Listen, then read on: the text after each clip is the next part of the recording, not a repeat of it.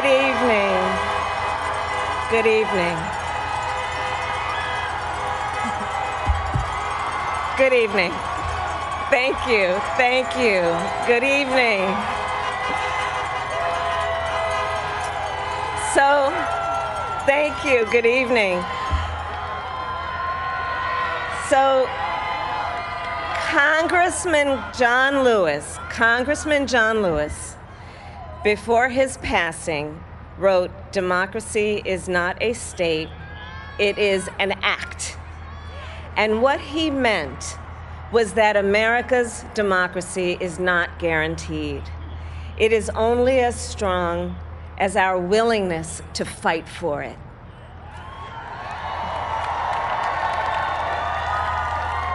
To guard it and never take it for granted.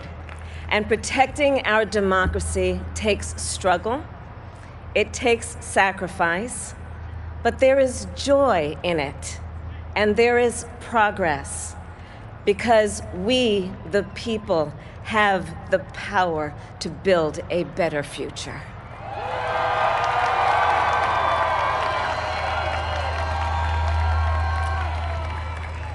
And when our very democracy was on the ballot in this election, with the very soul of America at stake, and the world watching, you ushered in a new day for America.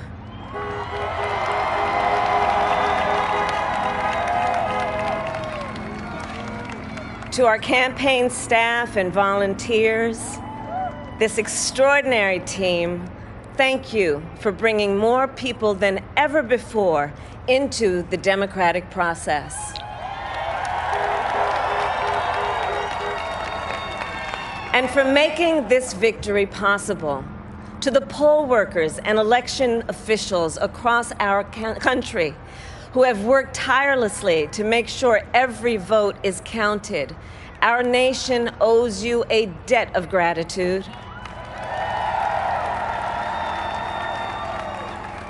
You have protected the integrity of our democracy. And to the American people who make up our beautiful country, thank you for turning out in record numbers to make your voices heard.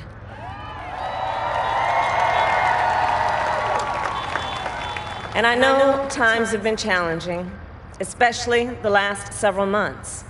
The grief, sorrow, and pain, the worries and the struggles. But we have also witnessed your courage, your resilience, and the generosity of your spirit.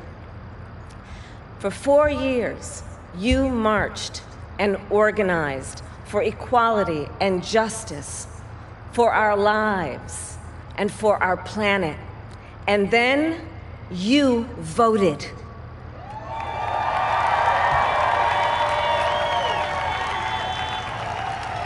And you delivered a clear message. You chose hope and unity, decency, science, and yes, truth.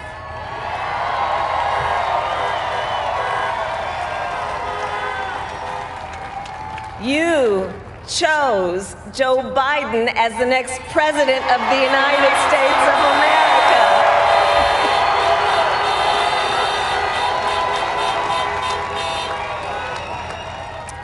And Joe is a healer, a uniter, a tested and steady hand, a person whose own experience of loss gives him a sense of purpose that will help us as a nation reclaim our own sense of purpose.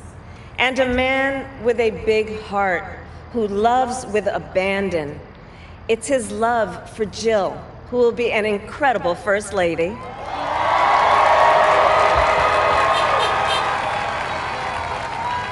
It's his love for Hunter and Ashley and his grandchildren and the entire Biden family.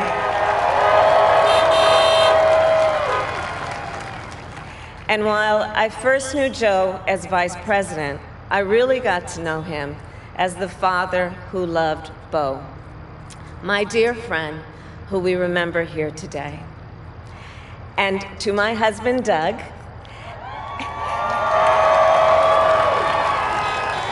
and our children, Cole and Ella, and my sister, Maya, and our whole family. I love you all more than I can ever express.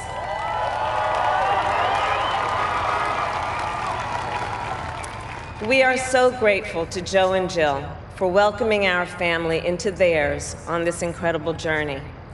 And to the woman most responsible for my presence here today, my mother, Shamala Gopalan Harris, who is always in our hearts.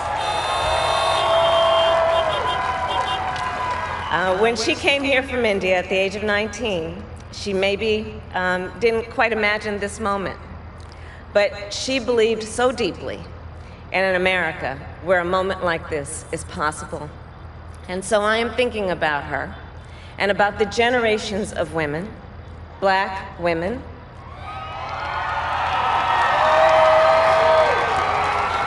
Asian, white, Latina, Native American women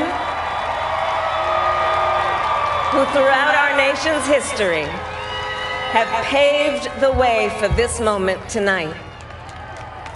Women who fought and sacrificed so much for equality and liberty and justice for all, including the Black women who are too often overlooked, but so often prove they are the backbone of our democracy.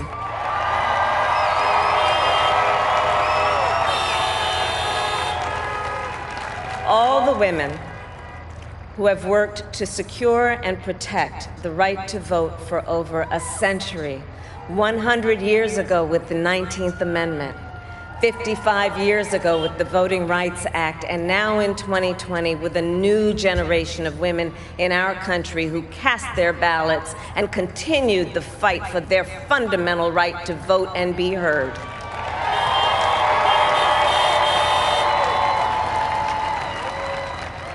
Tonight I reflect on their struggle, their determination, and the strength of their vision to see what can be unburdened by what has been. And I stand on their shoulders.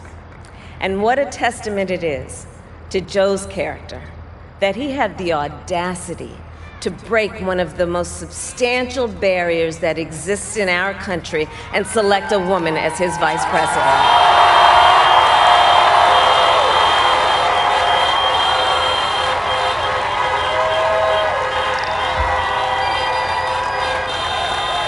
But while I may be the first woman in this office, I will not be the last.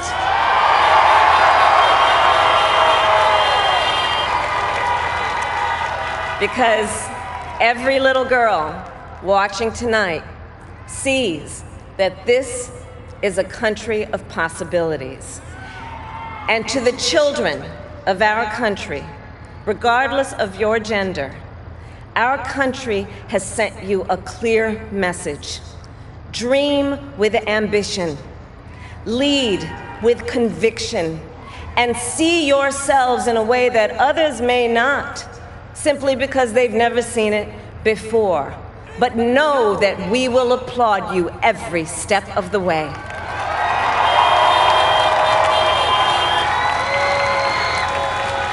And to the American people, no matter who you voted for, I will strive to be a vice president, like Joe was to President Obama, loyal, honest, and prepared, waking up every day thinking of you and your family.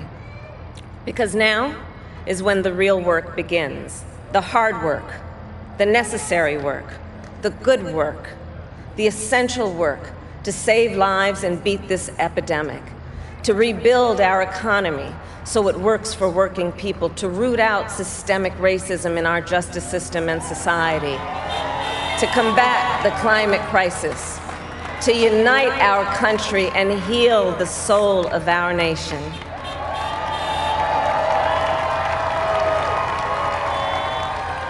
And the road ahead will not be easy, but America is ready. And so are Joe and I.